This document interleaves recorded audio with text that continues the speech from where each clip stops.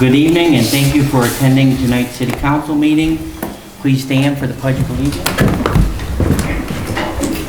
I pledge allegiance to the flag of the United States of America and to the republic for which it stands, one nation, under God, indivisible, with liberty and justice for all.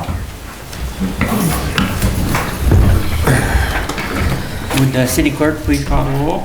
Mayor Skelly. Here. Councilor Dillabaugh. Here. Councilor Fisher. Here. Councilor Kennedy. Yes, are here. Councilor Powers. Here. Councilor Reish. Here. Councilor Scamperly. Here. Quorum present.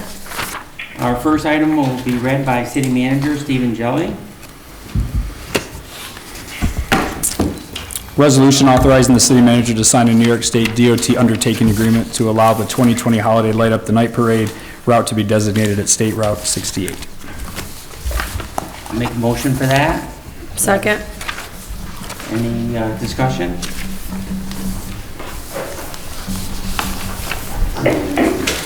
Would the City Clerk please call the roll? Councilor Kennedy. Yes. Councilor Powers. Yes. Councilor Reish. Yes. Councilor Scamperly. Yes. Mayor Skelly. Yes. Councilor Dillabaugh. Yes. Councilor Fisher. Yes. Approved.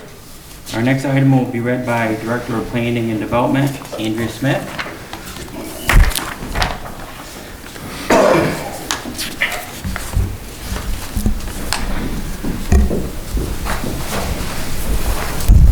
Good evening, Mayor and Council. This is a resolution to approve the sale of surplus property following the public auction on October 28th, 2020. Also move.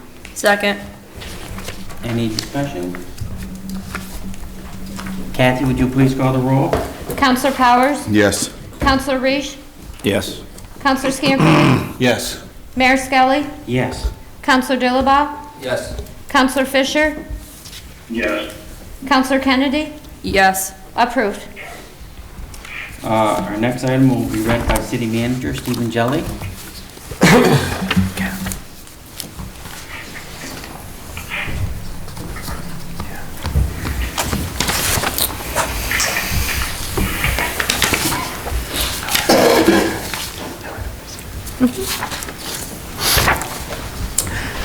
A resolution to accept the 2021 preliminary budget and direct that the preliminary budget be filed with the city clerk and the comptroller of the city of Augsburg, New York. I'll make a motion for this. Do I have a second? I'm sorry. Is there a second? Second. As far as discussion is, does it need to be amended in the actual resolution on or before November 1st, 2020? Yeah, it wasn't presented to tonight, it should be amended. Just housekeeping.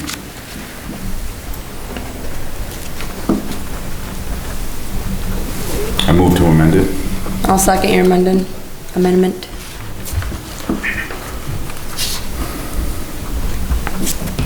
Discussion? Anybody wanna? One amendment, says November 1st. Today is the second that's being presented today, so it should have the correct date. Thank you. It should be noted too that, I guess the preliminary budget, a draft and an outline was presented, what was the date? The 30th. 30th. So the actual. With that being said, via the charter, he used to present a budget by the first to all, am I correct? Not only the governing body, but to the citizens, available to the citizens as well.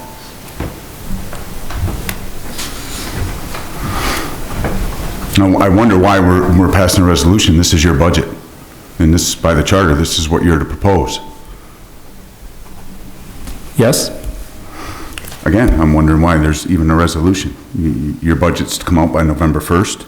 Here it is November 2nd. We've got a resolution on the floor, but technically the budget should have been out and available for anybody to pick up here at City Hall. On Sunday?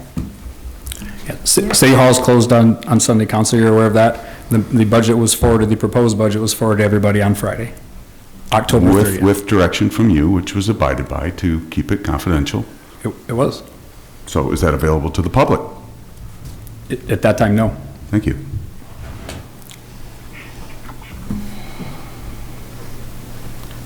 Sounds like we have a crisis here. We have a resolution, we have an amended resolution on the floor for starters. So we have a second, and Counselor Dilaba thirded it, and if you say he agrees that it should be amended, so can we vote? Are we done with the discussion, everyone? Kathy, would you please call the roll? So this is a roll call to amend the resolution. Correct. Counselor Reish? No, I'm fine with what I received on the 30th. Counselor Scamperly? Yes. Mayor Skelly? No.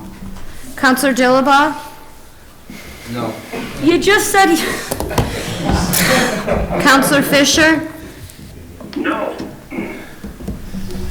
Counselor Kennedy? yes. Counselor Powers? Yes? Denied. Now we have a resolution to approve, or accept this. Any discussion on that? Do you have a presentation or something? Yeah, whenever you're ready. I just was waiting for your discussion first. Do you want to do the presentation and then we'll vote? Sure. Okay, great. Councilors, if you'll refer to the City of Augsburg slide packet that I put in front of you.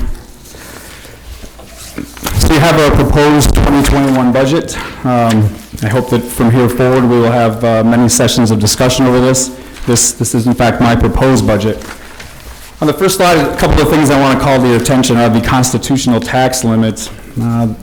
We are sitting today, if we do nothing, at about 81%. We are in what the state calls the caution zone, on the way to the danger zone. In your packet that I left you tonight are a couple documents I ask you to review if you haven't already seen them. There is a long and lengthy detailed memorandum from the New York State Comptroller's office providing advice to us at the end of the year 2016 towards the 2017 budget, where largely all the things that we're talking about now were discussed then. Being at the constitutional tax limit, being above our cap, taking too much money from the water and sewer fund, and largely continuing a workforce that we no longer will be able to afford at some point through benefits and retirement. Our proposed budget with a tax decrease of 6.25% will bring us down to 75% of our constitutional tax limit. We should be somewhere between 55 and 60% where other healthy communities in our state are, and so this budget will allow us to do that. Not only is cutting taxes good for the current residents of our city, but cutting taxes is good for the financial wellness of our city. Largely, we need to reduce taxes at some point to be able to raise taxes at some point. We have very little ability now to raise taxes through our own discretion because we have so little tax cap. Would you be as comfortable to read it from your, I think people with that static I'm hearing, Yeah. people might hear you better there. Sure. Thank you. So I just want to continue to draw your attention to the constitutional tax limit. At one point, when that memorandum was issued that you have, we were close, very close to 90% of our constitutional tax limit. There are very few things that can change the gap between where we are with our spending and our constitutional ceiling, other than reducing taxes or property values increasing, which they have not increased in Augsburg in quite some time. This year, we barely reached 1 percentage point of an increase. Second slide, I'd like to call to your attention just our healthcare cost. Again, I've printed the numbers there for your review, but what I largely want you to see is what healthcare has been costing us. These are figures directly from our healthcare provider, and you'll see that while we have reduced healthcare costs slightly, there has been nowhere near the number of healthcare cost reduction that has been reported in the range of 500,000. Somewhere between 19 and 21, we may realize somewhere in the neighborhood of $70,000 in savings, but nowhere near 500. And I just bring that up for the purpose of, again, all these costs rise, as do our other costs of personnel, but our revenue is staying flat. Retirement costs, the same thing. We're seeing an average of a 7% increase in retirement across all of our retirement funds. Again, these are all naturally recurring systems and benefits that are increasing that we don't have any control over, nor do we have control that our revenue is flat. I'd like you to look just some of the challenges facing Ogdensburg. I just want these to be on the record. They're all things we've discussed. Limited ability to raise revenue from property taxes, state aid uncertainty, sales tax fluctuation, and personal services that will rise faster than the city can generate additional revenue, and our debt service obligations, all of which you'll see well illustrated in this budget, how expenses are increasing but revenues are not. I don't think there's anybody in this room that wants to see services cut. I don't think that there's any way that anybody wants to see that. I think the reality is what we have to accept is our city can no longer afford to have taxes raised. We have to come up with a way to raise revenue without raising taxes on our city. We largely have the no vacancy sign and the not welcome sign up the longer we continue to let taxes go up. There's no doubt that cutting the city budget, that cutting city services, that ultimately may result in job losses are difficult decisions to make. But I ask each of you as you're considering this budget, if there's something in there you don't like, please present something that you would like. You cannot hide from the math. The revenues are not going up and the expenses are. How do we fix that? We have no real fund balance to take from. That is largely a fiction that we've lived in for quite some time. Our 2019 audit that we'll get in just a couple days will demonstrate close to a $1 million hit that our fund balances will take as a result of a large accounting rate down that we can no longer put off. So as we decrease those things and we increase our liabilities by taking on more debt, again, we limit our ability to raise funds. So I'm asking all of you again, if you have better solutions, if there are better ideas, I don't know what everyone is waiting for, we certainly need to present them. Councilor Powers, you asked me a couple meetings ago about contacting the state comptroller's office. My response to you then and my response now is we have contacted the state comptroller's office. You have a memorandum in front of you that talks about the last time we contacted them directly. You have the Financial Review Board report from 2019 that also heavily involved the state comptroller's office, where they largely gave us the things we needed to do to get our financial house back in order. And with the exception of jumping on a program to lease vehicles, and we leased a lot of them, we haven't embraced the recommendations or the changes that were in there. I don't know why I would ask them for help again in 2020 or 2021 when we haven't paid attention to the 2 times that they've been here to help us. So while I understand that there is controversy, I understand that there are people with an interest in one organization or another or the wellness of one or another, we have got to start to pay attention to what is in the overall good of this city and this community and what our government can afford. 6.25 is really just the beginning of where we need to go to reduce taxes to a workable rate. And we have to work with our partners that also tax our citizens. Our school district tax is way too high. At close to $29 a thousand, we again are taxing our people right out of this city. Our population census numbers for 2020 will be released soon. I don't know how many more indicators we need before we'll be compelled to serious action, real action, that will reverse this trend and get our city on the path to well-being. The budget proposed by us largely consummates about 20 positions. We were at 103 full-time equivalents last year. The budget this year will fund roughly 84 positions. We're doing everything we can do within city government to be more efficient, reduce the positions we can do, and do without the things that we can do without. But we largely have cut every other area in the city to the point that there's nothing left to cut without completely reducing the service. The cuts to the fire department that are proposed are not personal. It doesn't matter how many people are trying to make it personal. It doesn't matter the unprofessional behavior and conduct that ensues. It doesn't matter what people want to say. At the end of the day, we can only afford so much. We can only afford so much of every service. We've reduced our police department to an overall sworn officer staffing of 23. We are at the absolute level of significant risk in the police department, in my opinion, at 23. To reduce any greater with the crime rate that we have in our city would be, again, counterproductive to what we're trying to do with economic development and keep people in our city and bring businesses here. We have an aging infrastructure, so our DPW is hard at work every day. There's not one body more we can take from that again without something failing. We've done all we can do. We have to look at the only department that has not been looked at significantly and managed by this body in many, many years. It's an unfortunate situation that we've got ourselves into, but we absolutely have to address it. The budget also addresses several other areas. We are putting more resources, not significant amount, but I'm proposing another position in the planning department so we can start to work on some of the long-term growth and revenue opportunities that we've spoke of. We have lots of properties that need to be cleaned, that need to be worked, to be able to get them available and get them back on the market, and then hopefully get them back in the tax roll. These efforts won't come easy, and they won't happen anytime really soon. It's a result of a lot of hard work over a lot of years, and we have to do that. I ask you to please consider all the factors that I've sent to you in this budget. Please discuss them with me, and we need to establish a schedule for work sessions to be able to go through each and every department until each of you are satisfied that we have found every efficiency that we can find, and we fleshed out every idea. It would be helpful if you would send me your ideas ahead of time, things that you'd like us to look at, things that you'd like us to prepare for you, things that you'd like to have department heads talk about. If you have ideas for efficiencies, we're not restricted to anybody's ideas. We really could use the support. Mayor, thank you.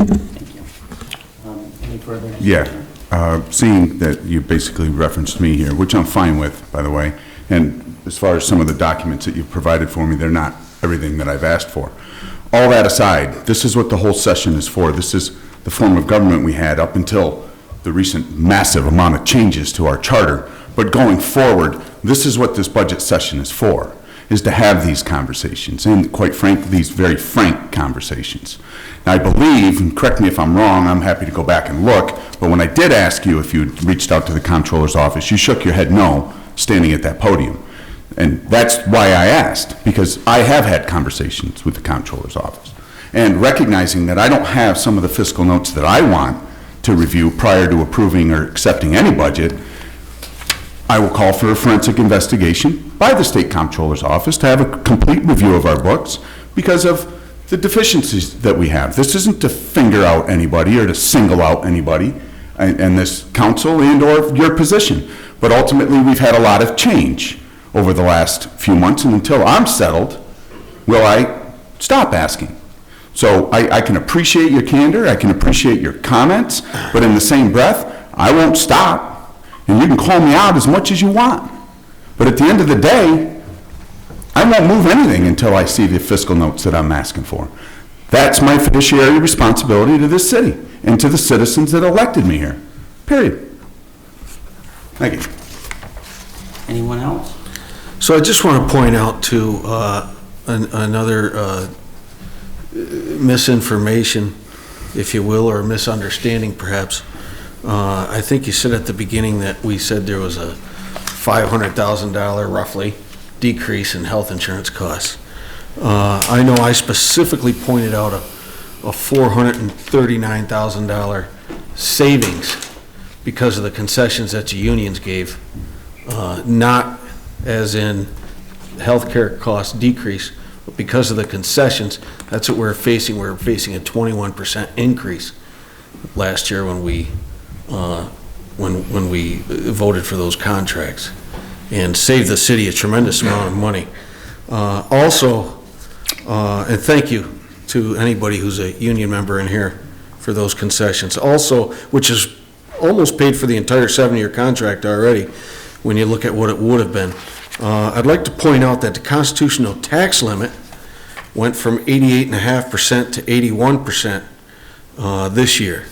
And so I think we were on the right track. I'm just having a hard time getting rid of 10 firemen.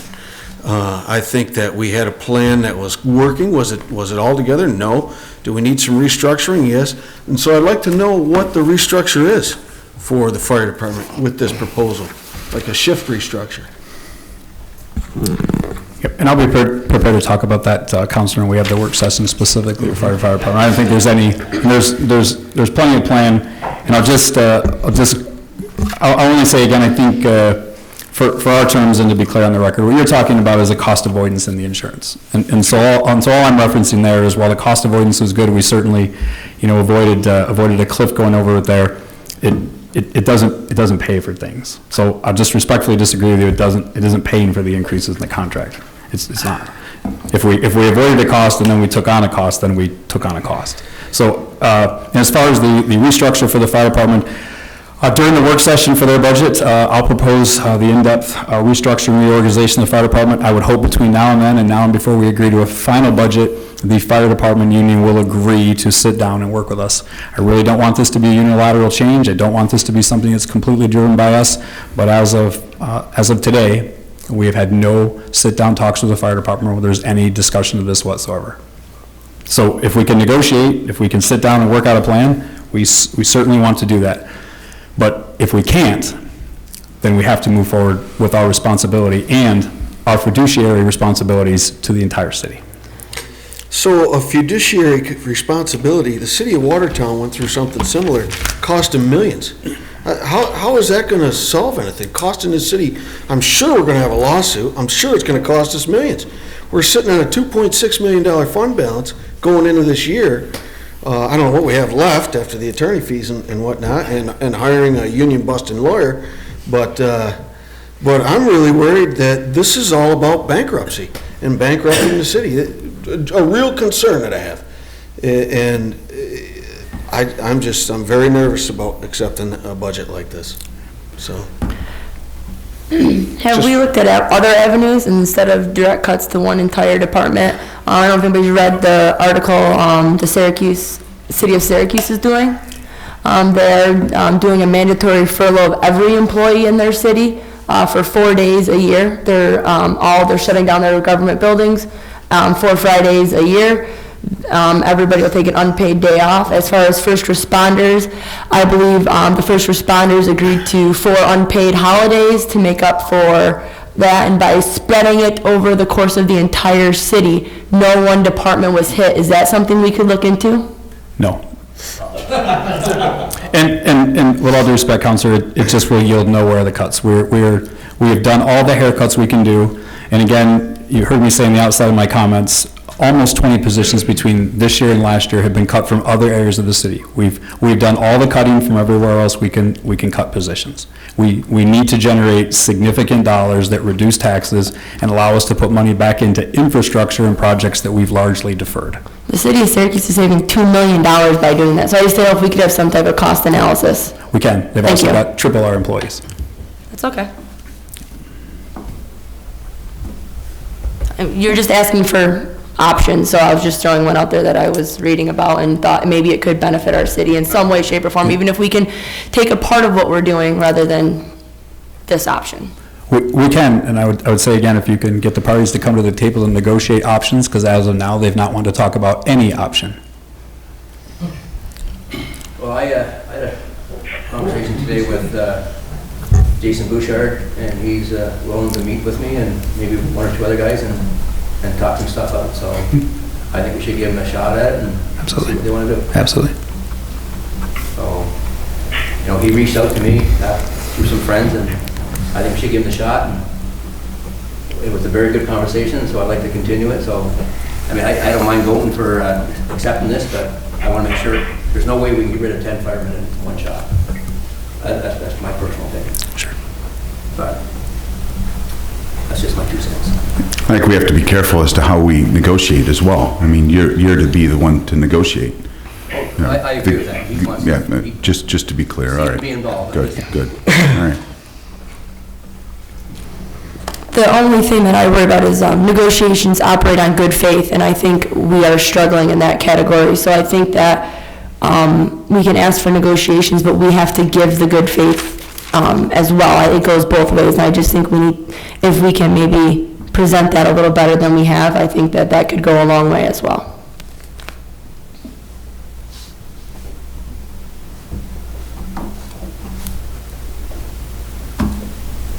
Kathy, would you please call the roll? Counselor Scamperly? No. Mayor Skelly? Yes. Counselor Dilaba? Yes. Counselor Fisher? Yes. Counselor Kennedy? No. Counselor Powers? No. Counselor Reish? Yes. Approved. Our next item will be read by City Manager Stephen Jelly.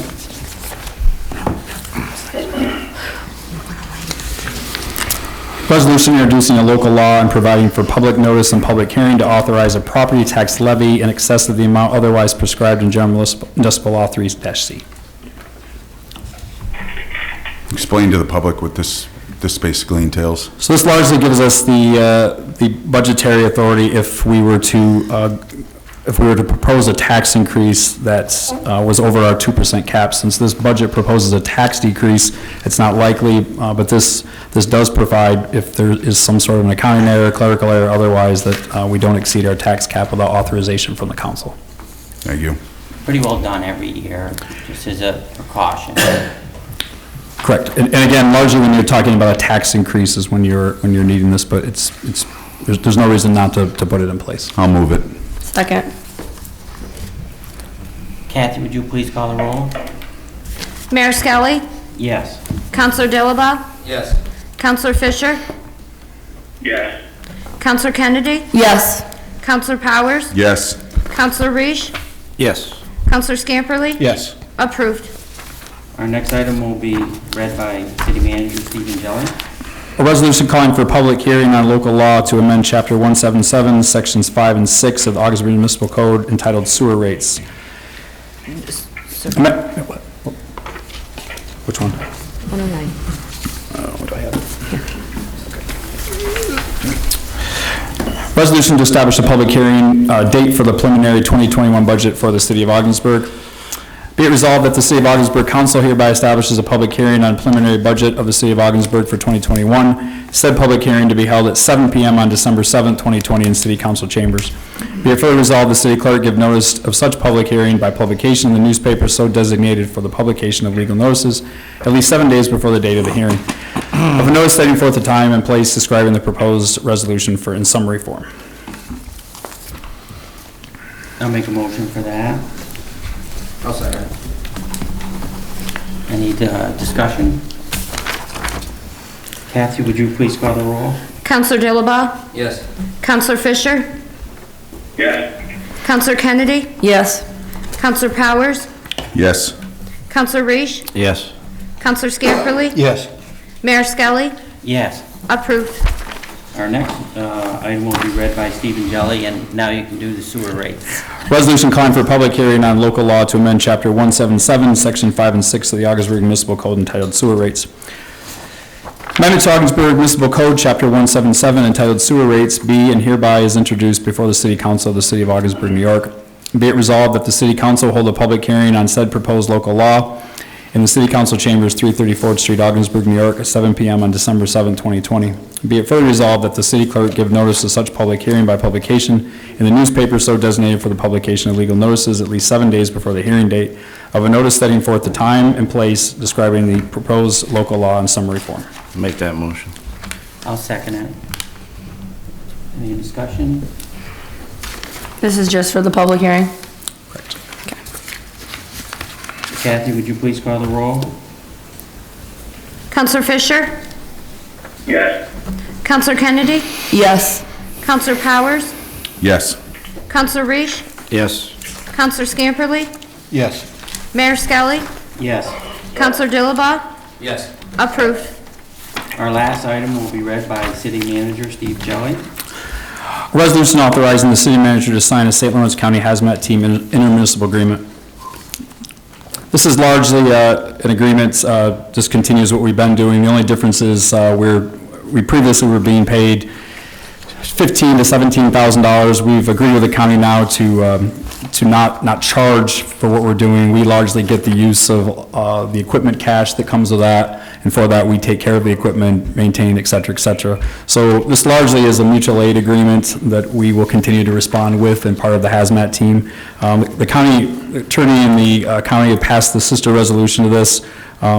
We will have our attorney get it reviewed before the week is over. Again, it largely just continues what we've been doing is providing support with the county hazmat team. So we will not be paid? No. And again, the trade-off for this is we get the use of the entire county cache of equipment. Were we previously already using that equipment and being paid? we were using the equipment, we had not performed the maintenance to the standard they asked, so we were not paid last year for it. They were going to refuse to pay for it because we had not maintained the equipment. So we've rehashed the agreement, and this is it's really a better working collateral team environment than taking money, creating an expectation for something that we may or may not have done. So they're saying that we didn't maintain the equipment? We were not performing maintenance and repair of the When equipment. did these meetings take place? Probably over the last 3 months. Was anybody from the city involved in these meetings? Me?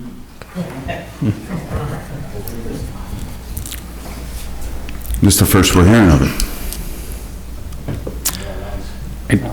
I don't know. We don't overview the oversight on everything. Yeah. Well, we handled, It's our job. Well, I don't see you doing much oversight on other things, so I figure, Yeah, well, you can wipe your ass with that comment. yeah, I don't know if, I don't know if it was worth the brief to council. The issue was brought to our attention. We brought the equipment out of storage where it was, brought it to the fire station, and we've gotten things up to speed. It didn't take us long to do that. Where was the equipment where was the equipment stored? At the police department. Okay. I just didn't know.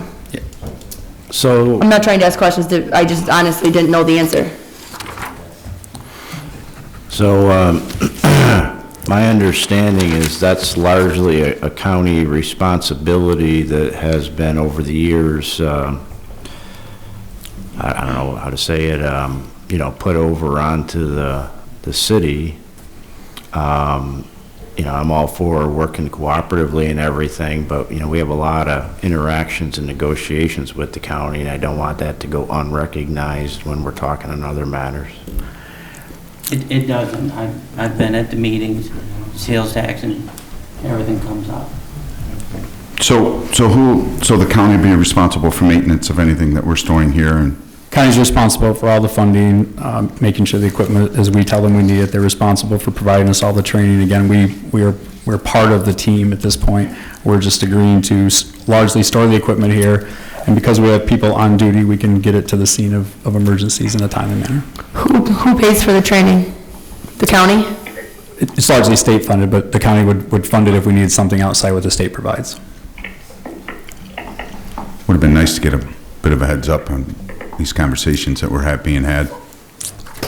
I mean, it's 15 grand, right? So you estimated it to be roughly? Every penny helps, right?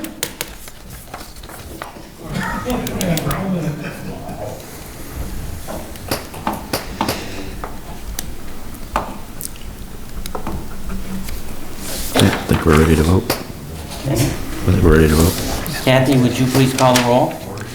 Counselor Kennedy? No. Counselor Powers? No. Counselor Reish? Yes. Counselor Scamperly? No. Mayor Skelly? Yes. Counselor Dilaba? Yes. Counselor Fisher? Yes. Approved. At this time, I will make a motion to adjourn the meeting. All in favor? Aye. Opposed? Yes, whoa. I believe there's a need for executive session. It's not on we can't get, I believe we can call for an executive session. not on a at our- special meeting. Mayor, we have a need for a quick executive session that will not result in an action post the executive session, and we can adjourn an executive session. Okay.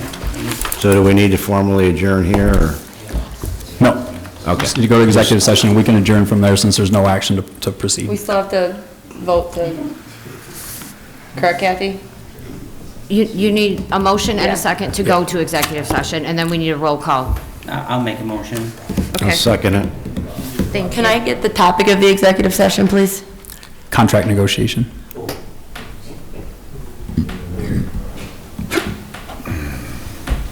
Kathy, would Ready? you call the roll? Counselor Powers? No. Counselor Reish? Yes. Counselor Scamperly? No. Mayor Skelly? Yes. Counselor Dilaba? Yes. Counselor Fisher? Yes. Counselor Kennedy? No. Approved. So to clarify, the meeting is adjourning from executive session, is that correct? Correct. Okay.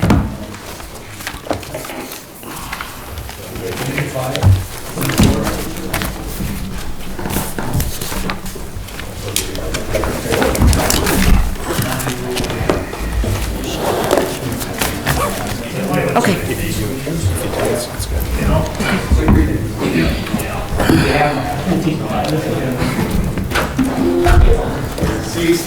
Hey, Jerry, have a good night. You too.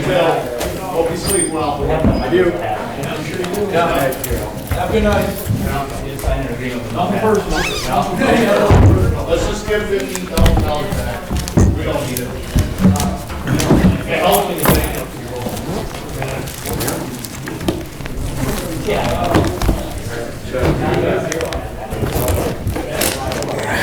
How you doing, Doug?